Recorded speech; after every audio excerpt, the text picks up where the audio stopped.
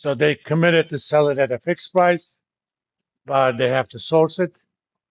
If the market actually goes up, they lose money. But if you take a long position in the futures market, if the spot prices go up, more often than not, futures prices go up as well. So you're going to be compensated. So economically speaking, no problem. It's a good business model, right? You have long-term fixed contracts, reliable business, and all you have to do is get your oil from the market and cover your losses, any possible losses in the futures market. Guess what happened after 1982? Uh, Oil prices started going down. Okay, that means they're selling the oil at very high values, but they can, in fact, it went down as low as $10 from 40, and they're getting it at low value. So their natural position is making money, but to hedge themselves, they had to go long on the futures market. That means futures markets positions are losing value. But economically speaking, they're making money on one hand, they're losing money on the other hand. That shouldn't matter. Guess what? By 1985, this company went bankrupt. You're thinking, why? Because it has to do with the cash flow structure of futures positions. As I mentioned last time, futures positions are settled daily. Okay. So if I take a position, long contract, tomorrow oil prices go down, the exchange is going to ask me the amount of money that I lost. So I have to keep paying. But it's going to take me a while to realize my profits from my natural position. I mean, if I did a 10-year contract, for some of the stuff, I have to wait 10 years. But the exchange doesn't wait. So they ask, you lost money, give me the money. They could not finance their hedge, and because there's no guarantee that those counterparties are going to honor those contracts. You know, if I'm a U.S. company and I committed to buy oil from you at $40, now market is 10, either I'm not going to be staying alive too long, or I may renege on it. Either way, there's no guarantee of those future profits either. So if I go to Deutsche Bank and says, oh, can I borrow to finance my futures position because of my contracts? They won't be willing to lend you that much because there's no guarantee that those contracts profits are going to be realized. So the lesson from this was do not hedge long-term exposure using short-term instruments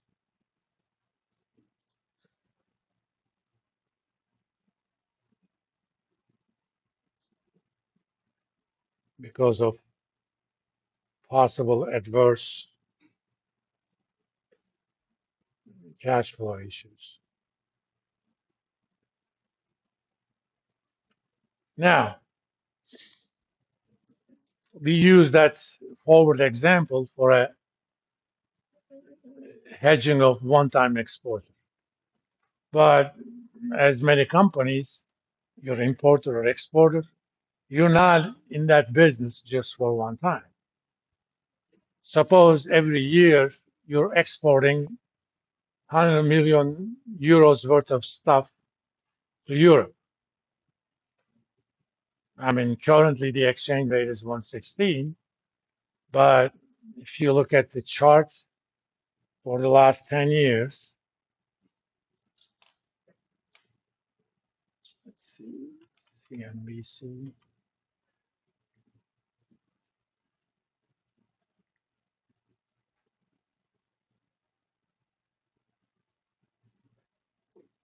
to own. Let's think about only since 2015.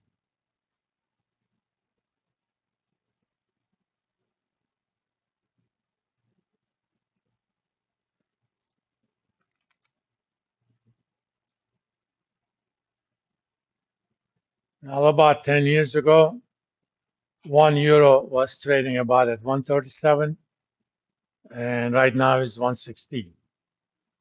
In fact, it's kind of high since Trump became president.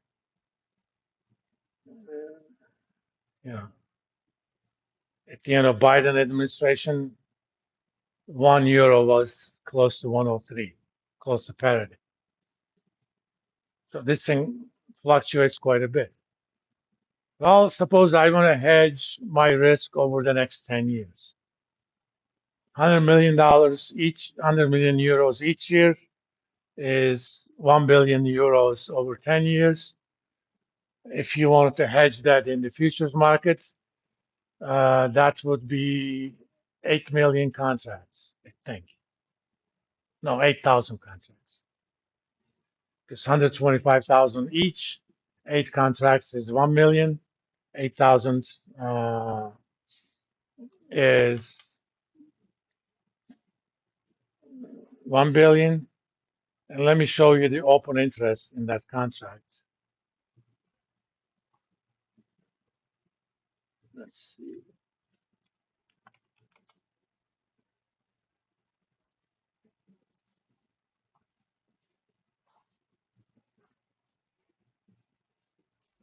In the near term contracts. Oh, volume and open interest. Volume is how many contracts have changed hands on a given day. And open interest is how many of these contracts have not been closed yet. That's, let's call it 800,000 contracts. Well, 8 contracts is 1 million. So multiply that by 100,000, 1 billion times 100. That's 100 billion euros open interest. That's pretty good, but the trouble is this thing moves around quite a bit. That means to hedge myself, I'm going to go short on the futures because I have 1 billion euro that's going to come to me over 10 years. So if euro goes up in value, I like that. But if it goes down in value, I don't like that. So I need an instrument that's going to make me money if euro goes down in value. That's what shorting means. You're betting that it's going to go down. So if I short 8,000 contracts, every time dollar euro changes by 1 tick, uh, the so-called tick value is $12.50. So every time, if you are short one contract, every time that exchange rate goes down by 1 tick, you make $12.50. Multiply that by 8,000, that would be 100,000. That's only 1 tick, the last digit. One big figure is basically 100 ticks. Going from 116 to 117 is 100 ticks. There could be a lot of cash flow issues. So what are you going to do? Well, you're going to actually, you can only do this with a counterparty.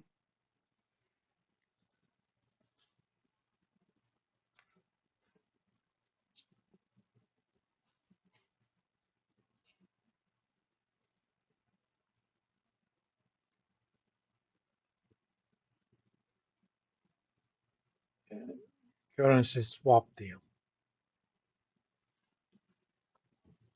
So I'm going to do this annually just for the hell of it.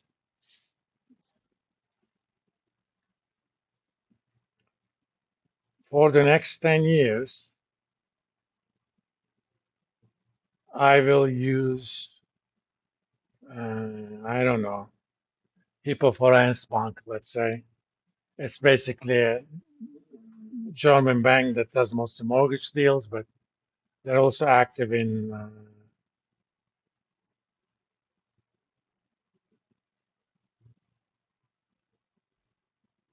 as my counterparty. And here's the deal. Every year, 1 through 10,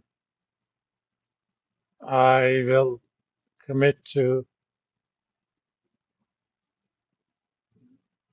deliver euro 100 million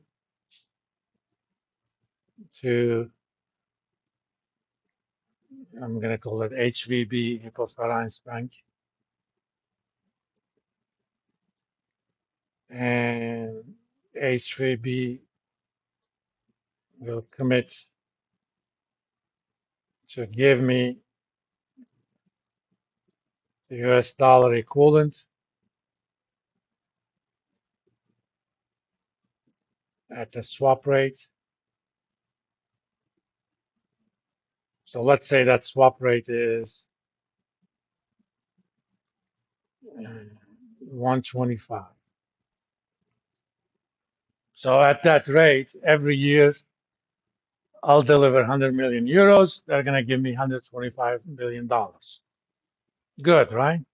The issue is what that rate should be. It also solves my 10-year hedging problem. I don't have to worry about any collaterals or nothing.